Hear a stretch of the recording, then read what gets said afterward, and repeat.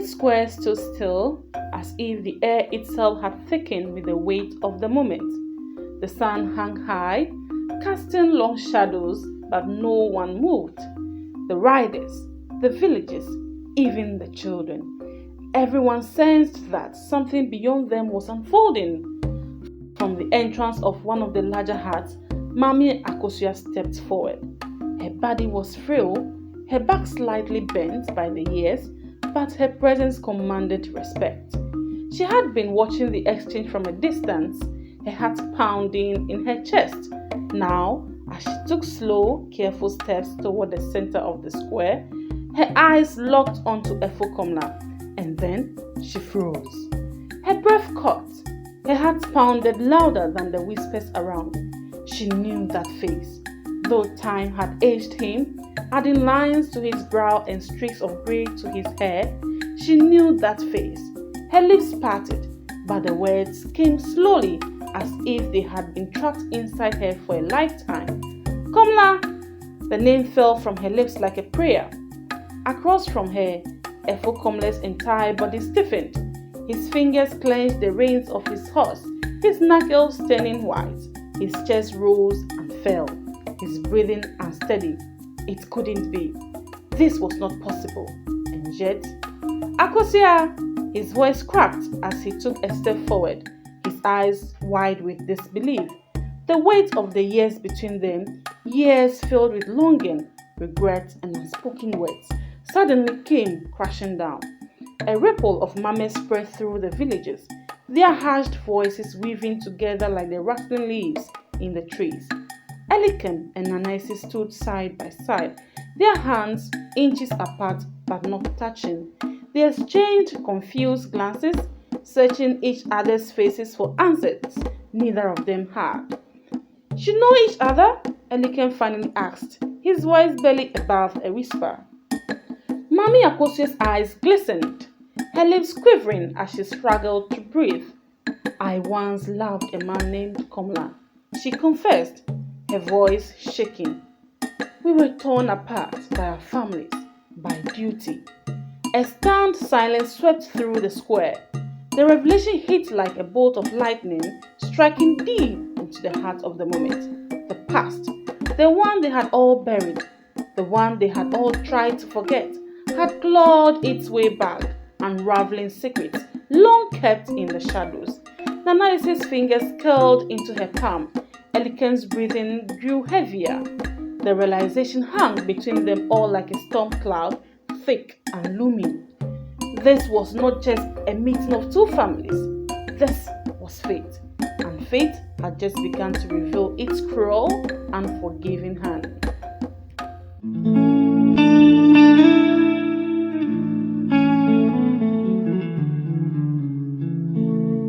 The village square was silent, except for the rustling of the wind through the trees.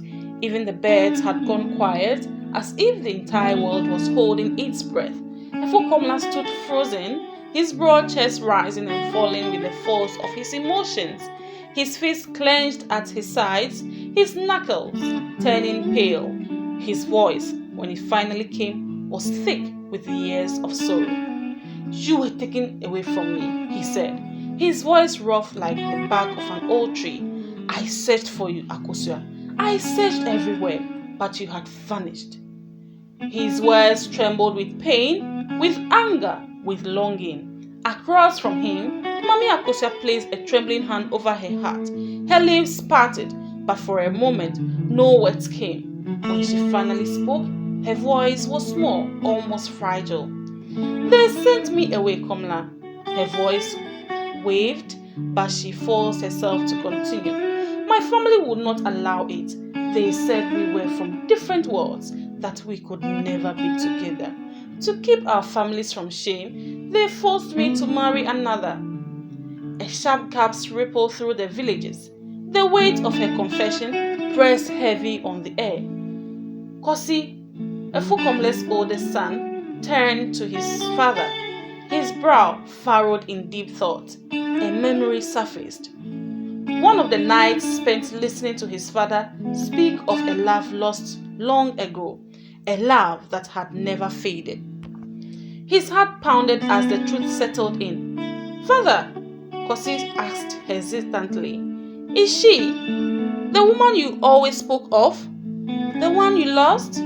Efukomle's jaw tightened. He closed his eyes for a moment, as if bracing himself, then nodded. "Yes," he admitted, his voice barely above a whisper. "She's the one." A stunned silence filled the square.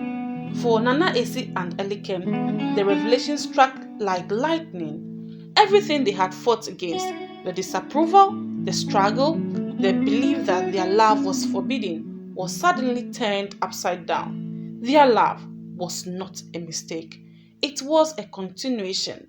The next chapter of a story that had begun long ago but had never been given the chance to be completed. Elikem turned to Nana Esi, his breath unsteady, his mind racing. "We were never meant to be enemies," he whispered, his voice filled with awe. "Our love was never meant to be an act of defiance. It was always meant to be a reunion of what was lost." A single tear slipped down Nana Esi's cheek as she realized the truth in his words. They were not defying fate, they were fulfilling it. At that moment, Mami Akusa took a step closer to Efukomla, her frail hand reaching out, trembling slightly as it rested on his arm. Her touch was light, hesitant, but full of meaning. "And now," she said softly, "our children will not suffer as we did." Efukomla looked down at her, the years between them melting away, the pain they had endured, the love they had lost, the longing they had carried. It had all led to this moment. The villagers, once gathered in curiosity, now stood in quiet reverence. Some wiped their eyes, others simply looked on as if witnessing the mending of something that had been broken for far too long. The past had finally found its way home.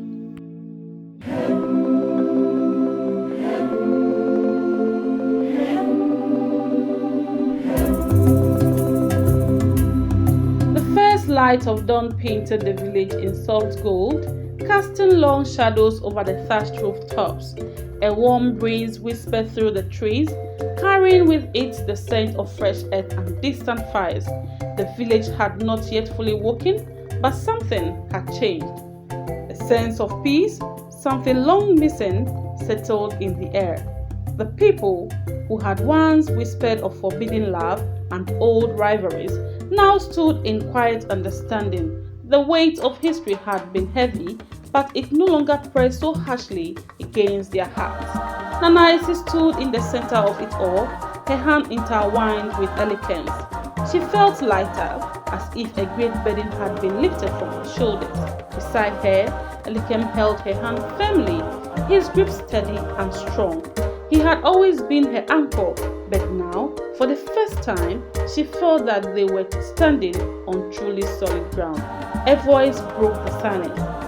"Perhaps the past has spoken for us," Nana Kwame said, stepping forward. His gaze lingered on Efukomla for a long moment before shifting to Nana Esi. "Perhaps it is time to listen." His voice was deep, thoughtful. It was not an apology, nor was it a full acceptance, but it was something, a bridge being built, slowly, carefully. Elikem's heart pounded in his chest. He turned to his father, searching his face for an answer.